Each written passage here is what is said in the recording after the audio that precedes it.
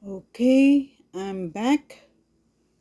So now, ano yung kinakailangan mong mapasukan?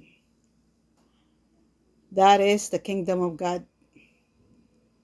It cannot be seen with our eyes. Pero nandito siya. Bakit? Dahil namatay at nabuhay si Kristo at ibinigay ang kanyang Holy Spirit. So si Holy Spirit ay nandito.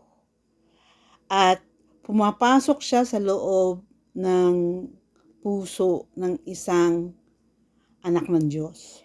So pag nagrepent ka, papasok si Holy Spirit sa'yo, you become a member of the Kingdom of God. So kung member ka ng Kingdom of God, sino ang boss mo? Diba si Lord Jesus? Siya yung King. Ang totoong meaning ng kingship is ministry. Pag ginugil mo yan, ang ibig sabihin yan, yung king mo is there to support you, help you, give all your needs, and pati nga wants minsan eh. Kaya lang, nasira yung meaning niya dahil pumasok nga yung fallen teachings na ang king ay para lang sundin, para maging bossing. Hindi. Ang totoong meaning ng ministry, ang totoong meaning ng kingship is service.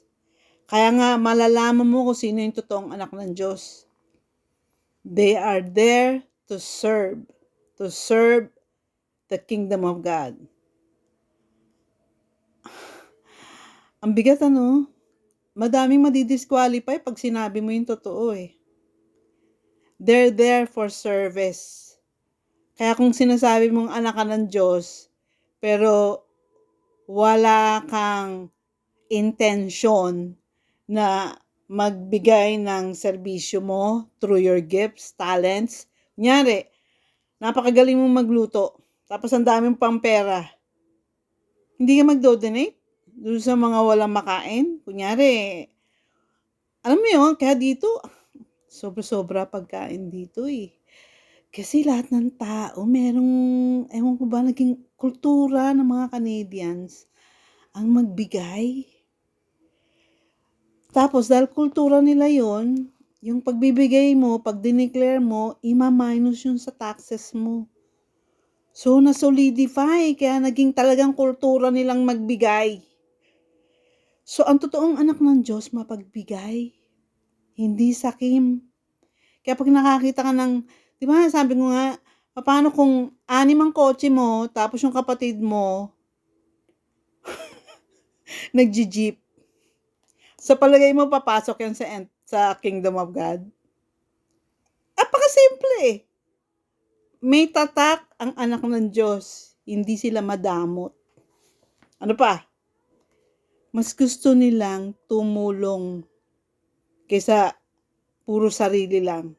Kaya yung nakikita mo walang inisip kundi paano magpakapasasa. Pasensya na ha. Sumasablay na Tagalog ko. The Spirit of God who lives in you will tell you you're here to serve. Kapalagay mo, bakit ko gagawin to? Pwede naman ako magbasa sa library. Alam mo yon, magpaka-enjoy na lang. Kaso worried ako 65 na ako. Kinakailangan maipasa ko lahat ng alam ko. So kung sino yung willing makinig, para makapasok ng Kingdom of Heaven yun. Kingdom of God. Kingdom of God dito. Pag nakapasok ka sa Kingdom of God, assured ka na sa Kingdom of Heaven. Alam mo bang gaano kabigat yun? Pagkasigad na talaga ang Lord mo, ang King mo, hindi ka dapat nababasyo sa pera. Hindi pwede. Gagawa niya ng paraan yun. All you have to do is be honest, be obedient. Dapat alam mo na yun. Basahin mo. Nasa Bible, napakadali. Google mo. Just, kahit YouTube i-type mo lang how to enter the kingdom of God. Boink! Tapos ang storya. Okay? Enter the kingdom of God and you will not fear anymore.